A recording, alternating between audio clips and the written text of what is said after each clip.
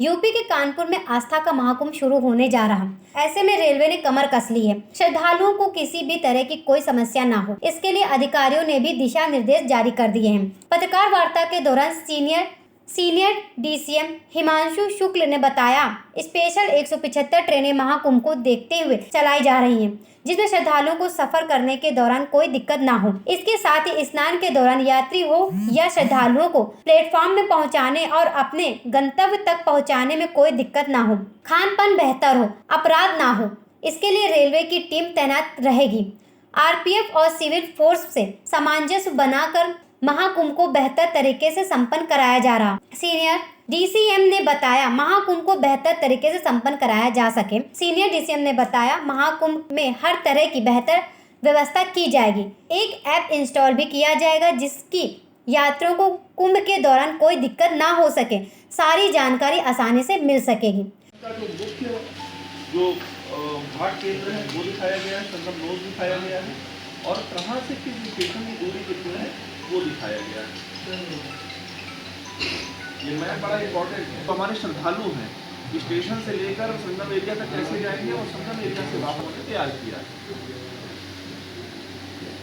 ठीक, अब कुछ बहुत इम्पोर्टेंट चीज़ें मैं आपको बताइए, मैं एक संक्षेप में आपको बता देना चाहता हूँ, जिसमें टूरिज्म सेंटर्स को आपस में जोड़ा जाएगा।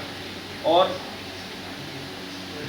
इन रिंग रेल सर्विस में प्रयागराज, मानिकपुर, झांसी, इस तरह से 7 सर्विस हैं। मतलब अयोध्या के सर्किट को हमने प्रयागराज से कनेक्ट किया है, चित्रकूट से कनेक्ट किया है। ये सारा जो है, जो भी श्रद्धालु हमारे बाहर से आएंगे, तमिलनाडु से आएंगे, कर्नाटका से आएंगे, बाहर से आएंगे, तो वो लोग एक वेल प्लान कर सकते हैं, क्योंकि उत्तर प्रदेश की टेरिटरी है। इस तरह से हम लोगों ने प्लान, एनआर से, नॉर्दर्न रेलवे से 35 रहे और एनईआर से 27 रहे, और जो मेमू और डीएमयू हम लोगों ने चलाई है 16 कार की चलाई है।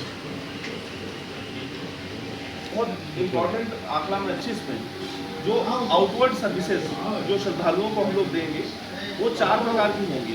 एक तो जो रूटीन ट्रेनें हैं वो चलेंगी, फिर लंबे दूरी की जो स्पेशल ट्रेनें हैं वो चलेंगी, उनकी संख्या 353 जो अदर जोन से प्रयागराज की तरफ चलेंगे तो चलाएंगे।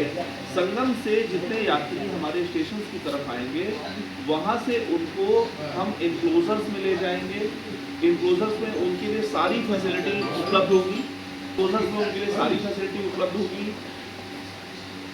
उनके लिए मेडिकल सर्विसेज, उनके लिए सेफ्टी की सारी व्यवस्थाएं, ठंड रोधक जो चीज़ें होती हैं वो, कैटरिंग की फैसिलिटी। फिर हम लोग क्या करेंगे कि वहाँ हमने क्विक रिस्पांस टीम बना रखी है, रैपिड एक्शन टीम बना रखी है, और 4 प्रकार की ट्रेनों का प्रबंध है। एक तो जो रेगुलर ट्रेन हमारे यहाँ प्रयागराज जंक्शन से, प्रयागराज क्योंकि से और नैनी से होकर गुजरती है, वो तो अपने हिसाब से चलती रहेगी।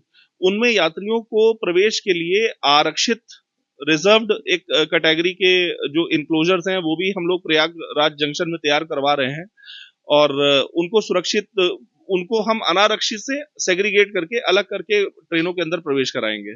अब रही बात कि हम श्रद्धालुओं के लिए क्या करने जा रहे हैं।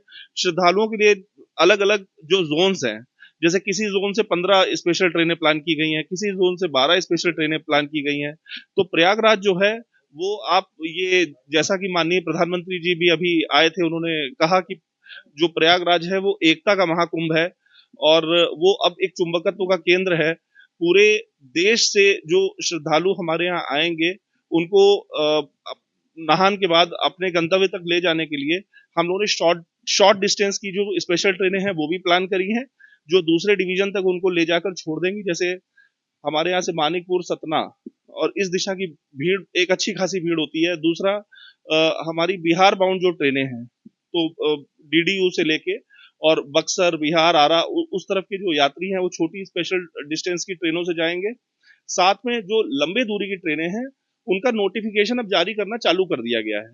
जैसे पहली जो ट्रेन है वो नोटिफाई हो गई है, उदयपुर से लेके जमशेदपुर, और फर्स्ट टाइम हम लोगों ने ऐसा किया है कि चूंकि हमारा भारत बहु भाषी देश है, तो किसी को भाषा को लेकर कोई गतिरोध ना आए, उनको समस्या ना आए, इसके लिए हम लोगों ने मल्टीलिंगुअल अनाउंसमेंट जो सिस्टम है उसका भी प्रबंध किया है। तो कोई भी ट्रेन जो जाने वाली होगी लंबी दूरी की, वो जिन जिन क्षेत्रों से होकर जाएगी, जिन जिन प्रदेशों से होकर जाएगी, वहां जिन भाषाओं का प्रयोग होता है उन भाषाओं में हम लोग अनाउंसमेंट करेंगे।